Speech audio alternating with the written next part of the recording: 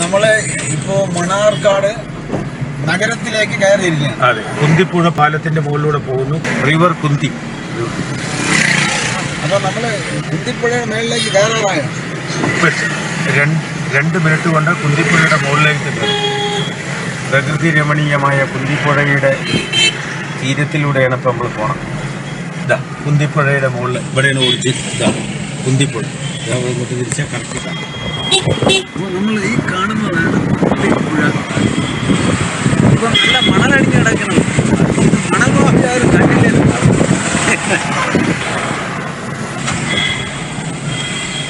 ഇപ്പം വറ്റി വരണ്ട് കിടക്കും.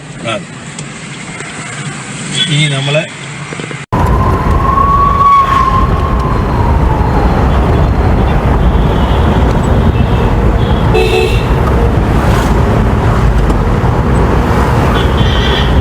നമ്മുടെ അട്ടപ്പാടിയിലേക്ക് മണ്ണാർക്കാട്ട് നിന്ന് എത്ര കിലോമീറ്റർ വരും? അട്ടപ്പാടി 58 കിലോമീറ്ററാണ് മണ്ണാർക്കാട് ടൗണിൽ നിന്ന്. അട്ടപ്പാടി ലാസ്റ്റ് 18 കിലോമീറ്റർ കഴിഞ്ഞ് തുടങ്ങി.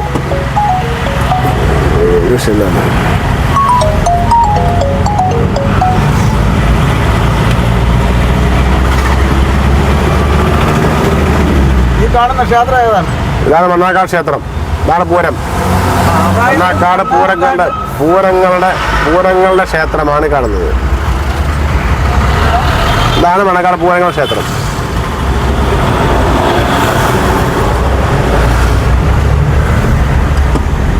അപ്പം പൂരങ്ങളുടെ ക്ഷേത്രമായ മണ്ണാർക്കാട് പൂരം നടക്കുന്ന ക്ഷേത്രം കഴിഞ്ഞ് നമ്മൾ സഞ്ചരിച്ചുകൊണ്ടിരിക്കുകയാണ്. ഇത് ആശുപത്രിപ്പടി, പഴയ കാലമുള്ള ആശുപത്രിപ്പടി എന്ന സ്ഥലമാണ്.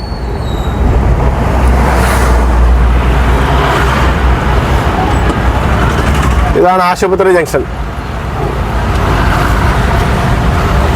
ഗവൺമെന്റ് ആശുപത്രിയാണ്. ഗവൺമെന്റ് ആശുപത്രിയാണ്.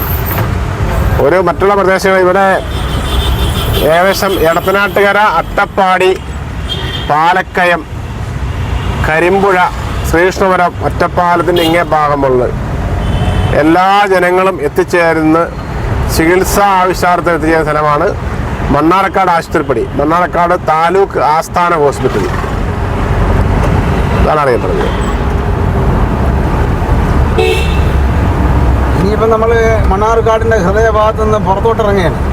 ഇനി അടുത്ത വരുന്ന ജംഗ്ഷനാണ്. അതാണ് നെല്ലിപ്പുഴ ജംഗ്ഷൻ. ഇവിടുന്നാണ് പാലക്കാടുക്കും കോഴിക്കോടുക്കും അട്ടപ്പാടിക്കും തിരിയുന്ന ജംഗ്ഷൻ. ഇതാണ് നമ്മുടെ നെല്ലിപ്പുഴ ജംഗ്ഷൻ. അതായത് നമ്മുടെ ഈ ജംഗ്ഷനിൽ നമ്മുടെ ഗാന്ധി സ്റ്റാച്ചു ഉണ്ട്. അതാണ് കാണുന്നത്. അതാണ് ഗാന്ധി നമ്മൾ മറക്കുന്നത്. അതെ, അവിടെ നമ്മൾ ഇടത്ത് തിരിഞ്ഞാണ് അട്ടപ്പാടിക്ക് നടന്നത്.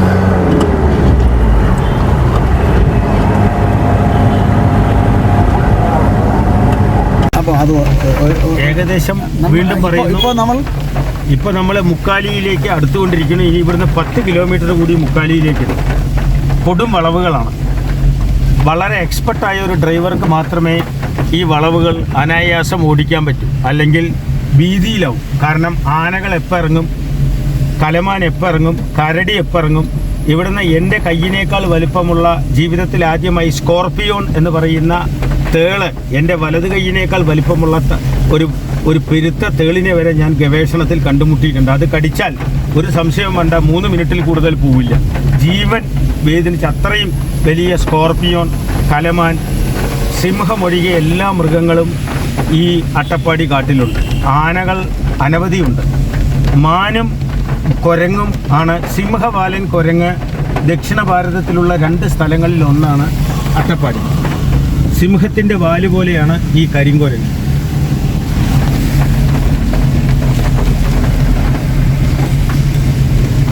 അത്ഭുത സസ്യങ്ങൾ, അത്ഭുത മരുന്നുകൾ അട്ടപ്പാടിയിലുണ്ട്. 1 കിലോന് 3 ലക്ഷം രൂപ മുതൽ 10 ലക്ഷം രൂപ വരെ വില വരുന്ന അപൂർവ രോഗങ്ങൾക്കുള്ള ഭൂതച്ചടയൻ മുതൽ, ബ്രഹ്മി മുതൽ, അപൂർവമായ കറ്റാർവാഴ മുതൽ അപൂർവമായ പല മരുന്നുകളും അട്ടപ്പാടി കാട്ടിലുണ്ട്. ഇവിടുത്തെ ചില പഴങ്ങൾ, ലോകത്ത് തന്നെ എവിടെയും കിട്ടാത്ത അപൂർവമായ പഴങ്ങൾ അട്ടപ്പാടിയുണ്ട്. ഒരു തരത്തിൽ ഈ ഭൂമിയിലെ അത്ഭുതം എന്ന് വേണം അട്ടപ്പാടിയെ വിളിക്കാൻ. പക്ഷേ അട്ടപ്പാടിയെ പറ്റി പുറം ലോകത്തിന്റെ ധാരണ വളരെ തെറ്റാണ്. കോടമഞ്ഞ് വീണ് തുടങ്ങി. കോടമഞ്ഞ് 5 മണി കഴിഞ്ഞാൽ ഈ വഴിയിലൂടെയുള്ള യാത്ര പരിചയക്കാരനല്ലെങ്കിൽ കൊക്കയിൽ വീഴും, വണ്ടി വീഴുമെന്ന കാര്യം ഉറപ്പാണ്. കോടമഞ്ഞ് ഇറങ്ങി തുടങ്ങി.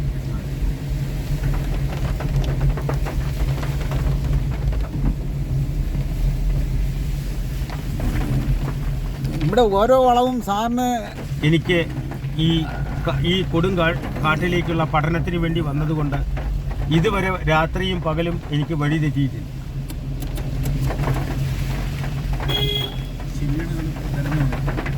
അതായത് ഒരു മരം നിന്നാൽ അതിന്റെ അപ്പുറം ഏത് മരമാണെന്ന് അങ്ങേക്ക് നന്നായി ബോധ്യമുണ്ട്. എവിടെ വളവ്, എവിടെ തിരിവ്, എവിടെ ബ്രേക്ക് ചവിട്ടണം. ഇത് ഏത് സ്ഥലമാണ്? ഇവിടെ ഒരു ബസ് കിടക്കണം. കേട് വന്നതാണ്. KSRTC പോകുമ്പോൾ ബ്രേക്ക് ഡൗൺ ആയി നിന്ന വണ്ടിയാണ്.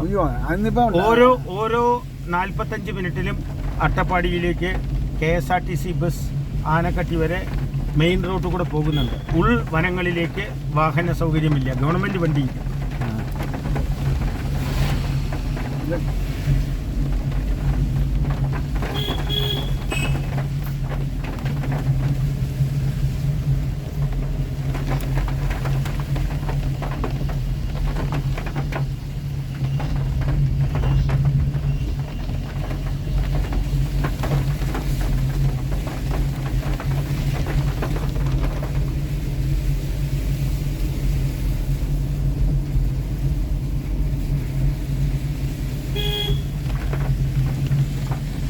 മലയുടെ മുകളിൽ നിന്ന് അത്ഭുതകരമായ തുള്ളി വെള്ളമായി വീഴുന്ന ഇതൊരു അത്ഭുതം തന്നെയാണ്. പാറമടക്കിലൂടെ തുള്ളികൾ, ആ വെള്ളത്തിന് ഔഷധ ഗുണവുമുണ്ട്. നമ്മുടെ മുഖം എത്രയും പെട്ടെന്ന് റീഫ്രഷ് ആവും.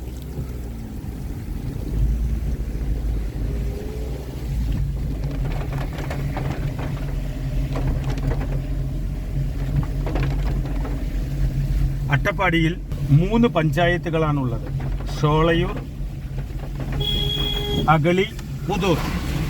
ഇതിൽ പുതൂർ പഞ്ചായത്തിലാണ് ഏറ്റവും കൂടുതൽ കുറുമ്പ എന്ന് പറയുന്ന ആദിവാസി വിഭാഗവും ഏറ്റവും കൂടുതൽ അഡിക്ഷൻ, ലഹരി മരുന്നുകൾക്ക് അടിമയായ വിഭാഗവും പുതൂർ പഞ്ചായത്തിലാണ്. 2ാം സ്ഥാനം അഗളിക്കാണ്. 3 ഷോളയൂർ. ഇത് തമിഴ്നാട്ടിലെ കോയമ്പത്തൂരിനോട് ചേർന്ന് കിടക്കുന്നു. ഇവിടെ 2000 ഏക്കർ മുതൽ 1 സെന്റ് ഭൂമി വരെയുള്ള കർഷകർ ഇവർ തെക്കൻ കേരളത്തിൽ നിന്ന് കുടിയേറി പാർത്തിട്ടുണ്ട്.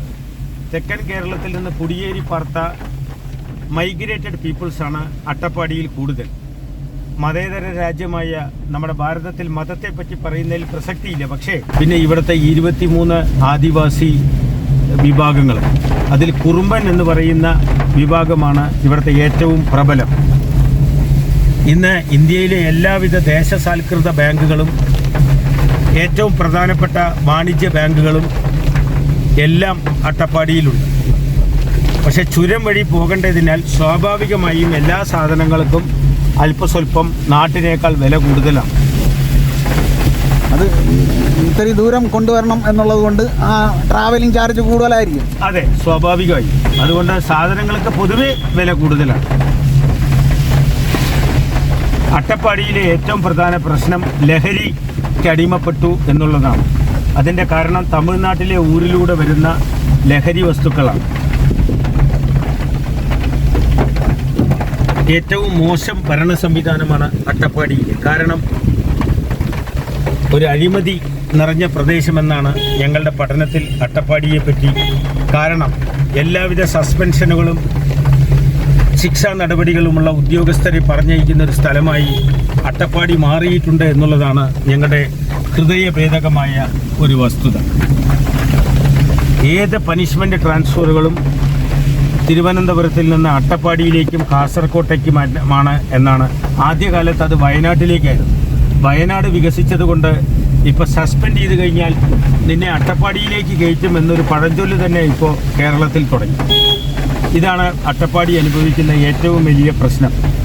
ഈ തെറ്റായ, ശരിയല്ലാത്ത ഉദ്ദേശശുദ്ധി തെറ്റായ ഉദ്യോഗസ്ഥരാണ് അട്ടപ്പാടിയുടെ ശാപമെന്നാണ് ഞങ്ങളുടെ പഠനം.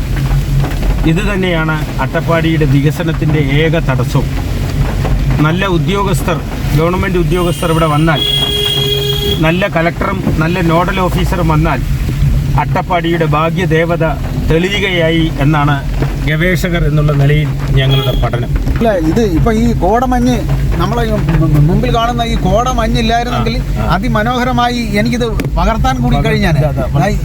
വെള്ളച്ചാട്ടം ഇവിടെയാണ്. ഈ സ്ഥലത്താണ് നമ്മുടെ ഏറ്റവും വലിയ ജലവൈദ്യുത പദ്ധതി തുടങ്ങിയത്. പക്ഷേ ഇത് തുടങ്ങാൻ സുഗതകുമാരി കുരങ്ങൻ്റെ പേര് പറഞ്ഞ് സമ്മതിച്ചില്ല. ആ വെള്ളച്ചാട്ടം ഇപ്പോഴും അവിടെ ഉണ്ട്. കോടമഞ്ഞ് കാരണം കാണാൻ ബുദ്ധിമുട്ടാണ്.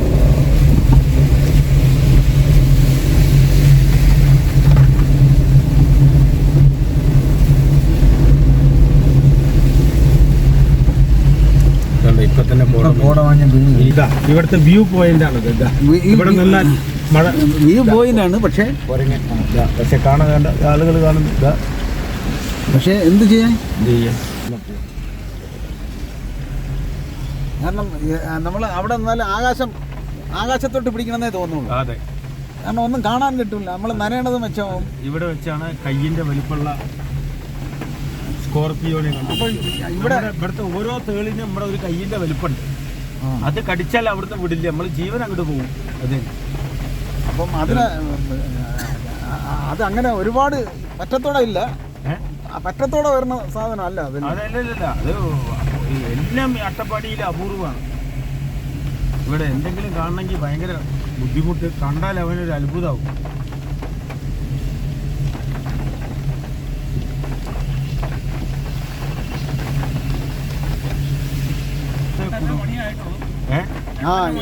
അതായത് നമ്മൾ ഉച്ചയ്ക്ക് 2:30 മണിയേ ആയിട്ടുള്ളൂ. അത് ഒരു പ്രത്യേകതയാണ്. നിങ്ങളിപ്പം ആകാശമല്ല കാണുന്നത്, നമ്മളെ റോഡിന് മുമ്പശമുള്ള കാഴ്ചകളാണ്. അല്ലാതെ ആകാശത്തിലെ മേഘമല്ല ഈ കാണുന്നത്. കാഴ്ചയിൽ അങ്ങനെ തോന്നുള്ളൂ. ഇത് കണ്ടല്ലോ, ഇത് മേഘമല്ല, ഇത് കോടമഞ്ഞ് ഇറങ്ങി കിടക്കുന്നതാണ്. അപ്പോൾ അതായത് ഉച്ചയ്ക്ക് 2:30 മണിയേ ആയിട്ടുള്ളൂ. പക്ഷേ നമ്മളെ കാഴ്ചകൾ മങ്ങുന്ന വിധത്തിൽ കോടമഞ്ഞ് ഇറങ്ങിക്കഴിഞ്ഞു.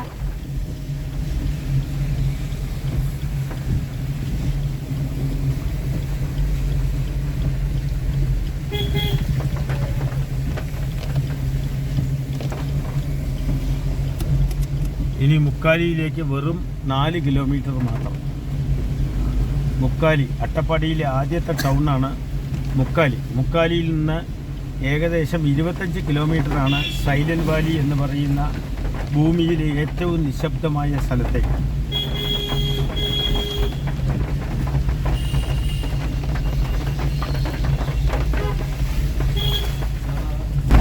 അല്ല, സമയം എത്ര ചോദിക്കുക? എനിക്ക് 2:30. ഞാൻ നോക്കണ്ട്.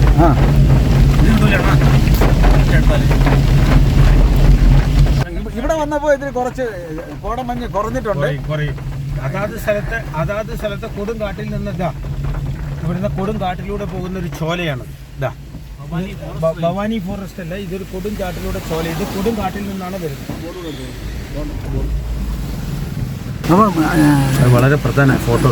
അപ്പോൾ ഇതാണ് buffer zone silent valley national park Bhavani forest range. നമ്മൾ ഭവാനി ഫോറസ്റ്റ് റേഞ്ചിലേക്ക് പോവുകയാണ്. ഇനി പറയുന്ന സ്ഥലമാണ് ഭവാനി ഫോറസ്റ്റ് റേഞ്ച് എന്നാണ് ഫോറസ്റ്റ് ഡിപ്പാർട്ട്മെൻറ്റ് പേരിട്ടിട്ടുള്ളത്.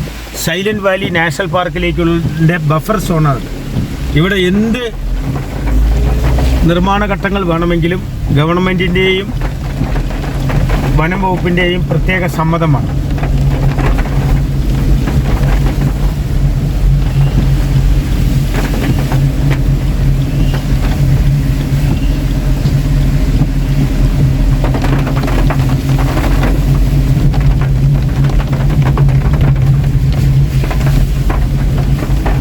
ഇനി ഭാരതത്തിലെ 2 ഉന്നത വ്യക്തികളാണ് അട്ടപ്പാടി സന്ദർശിച്ചിട്ടുള്ളത്.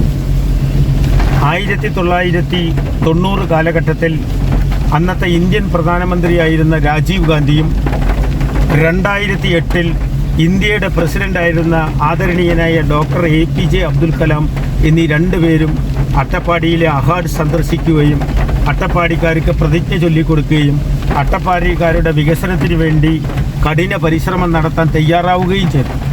പക്ഷേ ആ വാഗ്ദാനങ്ങളൊക്കെ പാഴ്വാക്കായി.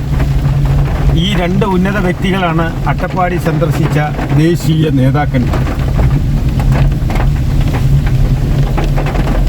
അതിനുശേഷം പിന്നെ വന്നിട്ടുള്ളത് മുഖ്യമന്ത്രി, ഇവിടുത്തെ ഗവർണർ, തദ്ദേശ വകുപ്പ് മന്ത്രി, കലക്ടർ തുടങ്ങിയിട്ടുള്ള പ്രാദേശിക ഉദ്യോഗസ്ഥരും മന്ത്രിമാരും മാത്രമാണ് അട്ടപ്പാടി സന്ദർശിച്ചിട്ടുള്ളത്. ഒരു ഗവേഷകൻ എന്നുള്ള നിലയിൽ 500-ലേറെ തവണ ഡോക്ടർ സുരേഷ് കെ ഗുപ്തനും സന്ദർശിച്ചിട്ടുണ്ട്. അതൊരു ഗവേഷണ പഠനത്തിന് വേണ്ടി മാത്രം. അപ്പോൾ നമ്മളിപ്പം അങ്ങ് സഞ്ചരിക്കുമ്പോൾ എത്രാമത്തെ പ്രാവശ്യം എന്ന് പറയാൻ പറ്റുമോ? കൃത്യമായി 510 515 ആയി. അപ്പോൾ നമ്മൾ കഴിഞ്ഞ വർഷം 35 കൊല്ലമാണ് ഞാൻ ഇതിലൂടെ കോയമ്പത്തൂരിലേക്കും പഠന ഗവേഷണത്തിന് രാത്രി 2 മണിക്കൊക്കെ അട്ടപ്പാടിയിൽ വന്ന് കാര്യങ്ങൾ പഠിക്കുകയും അട്ടപ്പാടിയുടെ ജൈവ വൈവിധ്യത്തെപ്പറ്റി വളരെ ത്യാഗ മനോഭാവത്തോടുകൂടി ഒരാളും കണ്ടെത്താത്ത പലതും അട്ടപ്പാടിയിൽ കണ്ടെത്തിയ ഒരു വ്യക്തി. അത് ആ വിശാല കാഴ്ചപ്പാട് കൊണ്ടാണ്.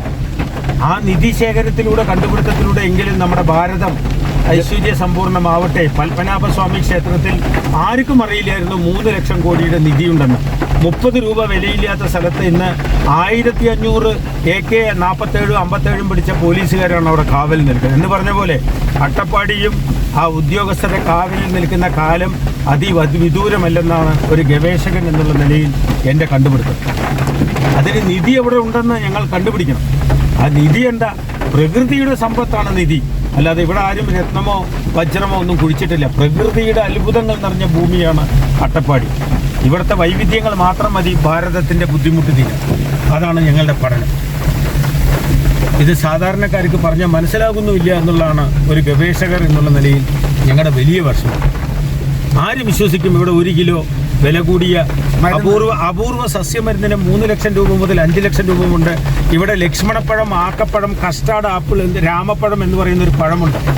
ഇവിടെ കുരങ്ങനെ പോലും വലിച്ചെറിയുകയാണ് ആദിവാസികൾ. ഈ പഴം നന്നല്ല, ഇതിനൊരു ഗുണമില്ലെന്ന് പറഞ്ഞ് അട്ടപ്പാടിയിലെ കാട്ടിൽ വലിച്ചെറിയുന്ന 5 പഴത്തിന് 15,000 രൂപ എനിക്ക് കിട്ടുകയും അത് 1.5 ലക്ഷം രൂപയ്ക്ക് ക്യാൻസർ ചികിത്സയ്ക്ക് ബോംബെയിലേക്ക് പോകുന്നതും കണ്ണിൽ കണ്ട മനുഷ്യനാണ് ഞാൻ.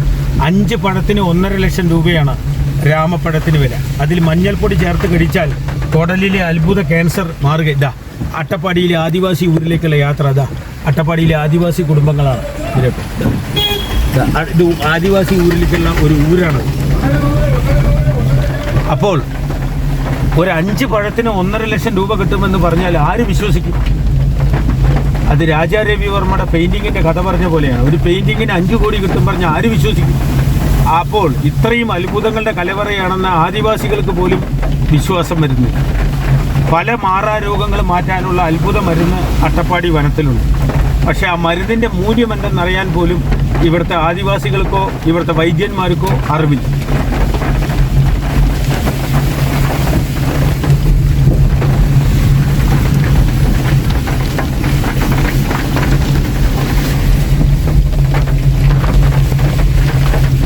നമ്മൾ മുക്കാലിയിലേക്ക് എത്തുകയാണ്. വെറും 400 മീറ്റർ കഴിഞ്ഞാൽ നമ്മൾ മുക്കാലി എന്ന് പറയുന്ന അട്ടപ്പാടിയിലെ ആദ്യത്തെ ടൗൺഷിപ്പിലേക്ക് എത്തുകയാണ്. ഇവിടെ ചായക്കടകളുണ്ട്, ചെറിയ തട്ടുകടകളുണ്ട്, ബേക്കറി കടകളുണ്ട്, തേൻ വിൽക്കുന്ന കടകളുണ്ട്, ബാംബു ഹോട്ടലുകളുണ്ട്, വൻ മരങ്ങളുണ്ട്, നദികളുണ്ട്. ഒരു അത്ഭുതങ്ങളുടെ സങ്കേതമാണ് അട്ടപ്പാടി. നമ്മൾ മുക്കാലിയിലേക്ക് വെറും 200 മീറ്റർ മാത്രമാണ് നമ്മൾ മുക്കാലിയിലേക്ക് എത്തിക്കൊണ്ടിരിക്കുക. ഇനി ആനക്കട്ടിയിലേക്ക് 33.5 കിലോമീറ്ററാണ്. കേരള തമിഴ്നാട് അതിർത്തിയായ ആനക്കട്ടി നഗരത്തിലേക്ക് 33.5 കിലോമീറ്റർ. ഇതാണ് മുക്കാലി നഗരം. ഇതാ ഇടത് ഭാഗത്തേക്ക് സൈലന്റ് വാലി റോഡ് നേരെ പോകുന്നത് ആനക്കട്ടി. നമ്മൾ ഈ പോണത് സൈലന്റ് വാലിക്ക് പോകുന്ന വഴിയാണ്. അവിടെ ട്രീ ടോപ്പ് എന്ന് പറയുന്ന ഒരു വലിയ റിസോർട്ട് അവിടെയുണ്ട്. അപ്പോൾ നമ്മൾ സ്ട്രെയിറ്റ് പോകുന്നത് ആനക്കട്ടി, കോയമ്പത്തൂർ. ഇവിടെ ഹയർ സെക്കൻഡറി സ്കൂളുണ്ട്, ഗവൺമെൻറ് മോഡൽ.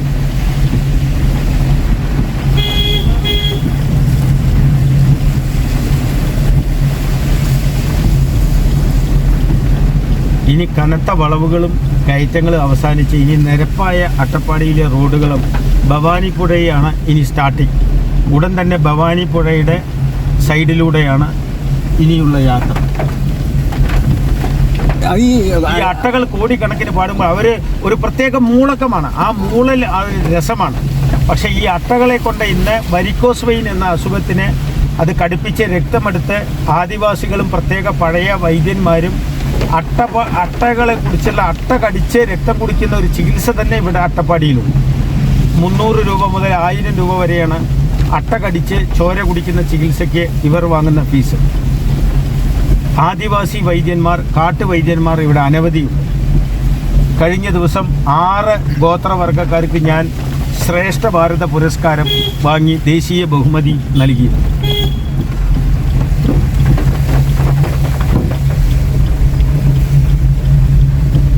അട്ടപ്പാടിയെ ഒരു തവണ സ്നേഹിച്ചാൽ ആ അട്ടപ്പാടി നിങ്ങളുടെ കാമുകിയായി മാറും എന്നുള്ളതാണ് വലിയ രസം. അപ്പോൾ അങ്ങ് ഇപ്പോൾ 510 തവണയ്ക്കും അപ്പുറം സഞ്ചരിച്ചുകൊണ്ടിരിക്കുകയാണ്. അപ്പോൾ വീണ്ടും ഒരു പ്രണയിനി അല്ലെങ്കിൽ അട്ടപ്പാടിയെ ഞാനൊരു പ്രണയിനിയായി എൻ്റെ ഒരു കാമുകിയായി കണ്ടില്ലെങ്കിൽ എങ്ങനെ ഞാൻ ഇത്രയും തവണ ഒരു തവണ വന്ന് വെറുത്തു പോയാൽ പിന്നെ വരുമോ? ഇല്ലല്ലോ. അത് ആലോചിച്ചാൽ മനസ്സിലാവില്ല. അപ്പൊ എത്ര തവണ ഡോക്ടർ സുരേഷ് കെ ഗുപ്തൻ എന്ന ശാസ്ത്രജ്ഞൻ, ഗവേഷകൻ അട്ടപ്പാടിയെ പ്രണയിച്ച് പ്രകൃതിയുടെ അത്ഭുത രഹസ്യങ്ങൾ തേടി വന്നിട്ടുണ്ടാവും. ഇവിടെ എത്ര ലിഥിയം ശേഖരമുണ്ട്, എത്ര ആന്റിക്സിന്റെ ശേഖരമുണ്ട്, എത്ര കോടിക്കണക്കിന് രൂപയുടെ ഹെർബൽ മരുന്നുകളുണ്ട്, എത്ര ആയിരക്കണക്കിന് ഹെർബൽ മരുന്നുകളുണ്ട്, ഇവിടെ എത്ര ആയുർവേദ മരുന്നുകളുണ്ട്, ഇവിടുത്തെ വെള്ളത്തിന്റെ പ്രത്യേകത എന്താണ്, ഇവിടുത്തെ വെള്ളത്തിന്റെ pH മൂല്യം എന്താണ്, ഇവിടെ വായുവിന്റെ അളവ് എത്രയാണ്, അതിന്റെ ഓക്സിജന്റെ സ്റ്റോറേജ് എത്രയാണ്, ഇതൊക്കെ പഠിച്ച ആധികാരികമായി ഒരാൾ ഇപ്പം കനറ ബാങ്ക്, ദേശീയ ബാങ്കായ കനറ ബാങ്കിന്റെ മുന്നിലെത്തി. ഇവിടുത്തെ എല്ലാ സാമ്പത്തിക സഹായങ്ങളൊക്കെ ചെയ്യുന്നത് കനറ ബാങ്കാണ്. ഏറ്റവും കൂടുതൽ ലോൺ കൊടുക്കുന്നതും തിരിച്ചടവ് മുടങ്ങിയുമായ ബാങ്കാണ് കനറ ബാങ്ക്. അപ്പോൾ നമുക്ക് അട്ടപ്പാടിയെ അങ്ങ് പ്രണയിച്ച കഥ പറഞ്ഞാണ് നമ്മൾ സഞ്ചരിച്ചുകൊണ്ടിരിക്കുന്നത്. തീർച്ചയായും പ്രണയമില്ലെങ്കിൽ യാത്രയില്ല. ഹിമാലയത്തെ പ്രണയിക്കാത്ത ഒരാളെ എങ്ങനെ, ഹിമാലയത്തിലേക്ക് പ്രണയിക്കാത്തവൻ എങ്ങനെ എവറസ്റ്റ് കയറും?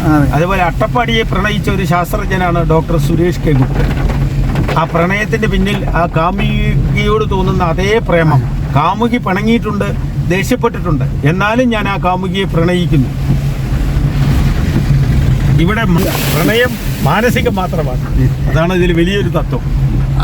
പക്ഷെ അതിൽ നിന്ന് നമ്മൾ ഒരുപാട് ആത്മീയമായിട്ട് വളരെ വളരെ ആസ്വാദനം അതിൽ കണ്ടെത്തുന്നുണ്ട്. പിന്നെ നമ്മൾ ഇത്രയും പ്രകൃതിയുടെ അത്ഭുതങ്ങൾ തേടിയുള്ള യാത്രയിൽ നമ്മൾ പലതും കണ്ടെത്താറുണ്ട്. ഇനി നമ്മളെത്തുന്ന കൽക്കണ്ടി എന്ന സ്ഥലത്താണ്. കൽക്കണ്ടിയാണ് അട്ടപ്പാടിയുടെ ഒരു നഗര ഹൃദയ ഭൂമി. കൽക്കണ്ടി ഇവിടെ നിന്ന് വെറും 1 കിലോമീറ്റർ മാത്രമേ നമ്മൾ താമസിക്കുന്ന, നമുക്ക് തന്ന കോട്ടേജിലേക്ക്, സൗജന്യ കോട്ടേജിലേക്ക് 1 കിലോമീറ്റർ മാത്രമേ ഇനിയുള്ളൂ. ഇനി നമ്മളിവിടുന്ന് വിശ്രമം എടുത്തതിന് ശേഷം മാത്രമേ ഭവാനി പുഴയുടെ സൈഡിലൂടെ വൈകുന്നേരം യാത്ര ചെയ്യൂ. ഇതാണ് കൽക്കണ്ടി. ഇതാണ് ഇവിടുത്തെ ഒരു പ്രധാന, അതെ, രണ്ടാമത്തെ പ്രധാന ടൗൺ. ഇവിടെ ആദിവാസികൾ, കോട്ടേജ് ഇൻഡസ്ട്രീസ്, ആദിവാസികളുടെ കുടിൽ വ്യവസായം മുഴുവനുള്ളത് ഇവിടെയാണ്. ഇവിടുത്തെ ഒരു ചായക്കടയിൽ നിന്ന് ഒരു ചായ